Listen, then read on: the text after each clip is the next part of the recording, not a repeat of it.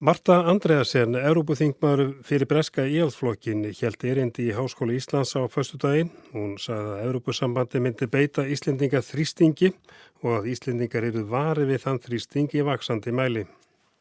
Þrýstingurinn frá Evrópusambandinu mun birtast í áróðri fyrir aðild og með styrkveitingum sem Íslendingar yrðu háðir, segir Marta Andreasen. Erindi Mörtu á föstudaginn snerist þá þróun sem hún telur að hafi orðið innan Evrópusambandsins undanfarin ár. Andreasen endurskoðandi að mennt og hefur starfað fyrir OECD en færðist þaðan til Evrópusambandsins og var endurskoðandi framkvæmdastjórnar Evrópusambandsins. Samtökin Þjóðráð, Heimssýn og Evrópuvaktin stóðu fyrir heimsókn hennar hingað til lands. Þingmanninum var vikið úr endurskoðandastarfinu fyrir framkvæmdastjórnina vegna þess að hún fletti ofan af spillingu og ónákvæmni í bókhaldinu, segir hún sjálf. Á fundinum á föstudaginn lét hún sterklega í ljósi áhyggjur af lýðræðisþróun Evrópusambandsins og óhætt að segja að það hafi flestir fundarmanna einnig gert en ýmsir tóku til máls og voru á einu máli í efasemdum sínum þróun sambandsins og tilgang þess. En hvers vegna ætti ESB að beita Íslendinga þrýstingi í þeim tilgangi að draga þá inn í sambandið? You know, they have this specific interest in the fishery industry and they feel that if they cannot get Iceland. Já, þeir hafa sérstakann áhuga á fiskveiðum og fiskveiðu. Þeim finnst að takist þeim ekki að ná Íslandi inn í ESB, muni Ísland vera frjálsara að því að reka eigin stefnu.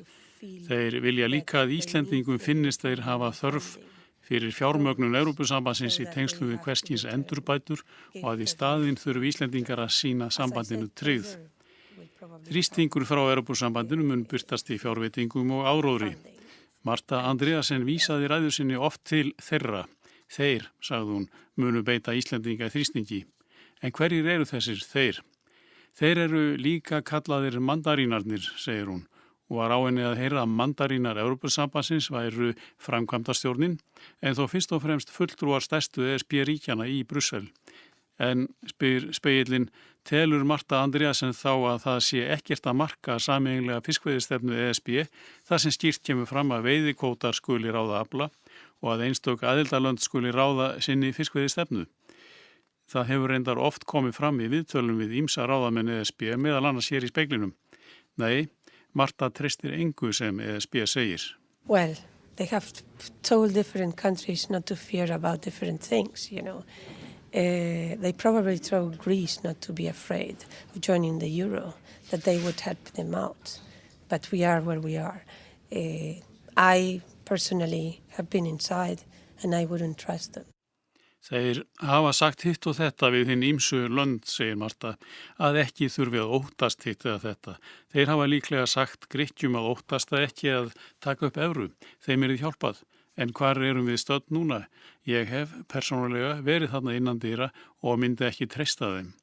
Og enn á Marta Andreasen við þá, mandarínana sem hún kallar svo. Hún var sjálf Evrópusambandssinni fyrir árum, segir hún, en skipt skoðun. Hún hefur bitra reynslu að baki frá því hún var endurskoðandi framkvæmdastjórnarinnar, mandarínana, þeir rákana á starfi. En þá allt slæmt sem nefna má í sambandi við ESB.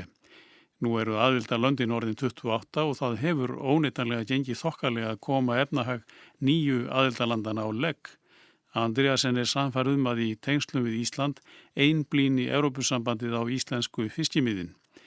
Hvernig vill Marta Andreasen, Evrópuþingmaður, að Evrópusambandið breytist? Vill hún leggja það niður?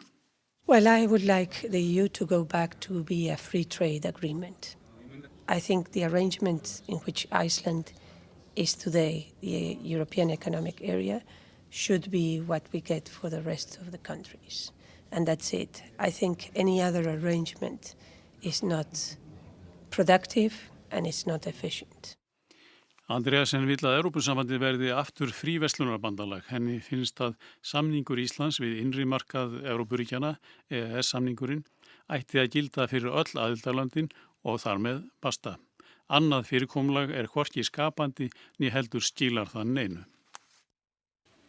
Evrópusambandið að líða undir lok, segir Marta Andreasen, þingmaður á Evrópuþinginu, þar sem það ræður ekki við efnahagsvandann. Hún ráðleggur Íslendingum að fara ekki inn í ESB. Marta Andreasen hélt fyrirlestur í Háskóla Íslands í dag á vegum grasrótarsamtaka sem andvíg inngöngu Íslands í Evrópusambandið. Andreasen var fyrst kjörin til setu á Evrópuþinginu fyrir breska sjálfstæðisflokkin, UKIP, en flokkurinn leggst gegn aðild Bretlands að ESB og frjálsu flæði vinnuafls. Síðastliðin vetur gekk hún til liðs við Íhaldsflokkin. Í fyrirlestrinum í dag fjallaði hún hvert Evrópusambandi stemdi. In my view, the EU is walking towards its end. Really. I think the way things are going, as a result of the economic crisis, the inability of the EU to find the solution, their insistence in using this one-size-fits-all solution when different countries have different problems, is really bringing the EU to its collapse. Einhvers konar sambönd fríverslun og þess áttar muni vera til áfram, en ríkjasambandið muni leysast upp. Þá muni evran einnig deyja sem gjaldmiðill ríkja með mismunandi efnahag. So I would strongly support Iceland in not getting into the European Union. In the European Union, you know when you get in, you never know when you get out.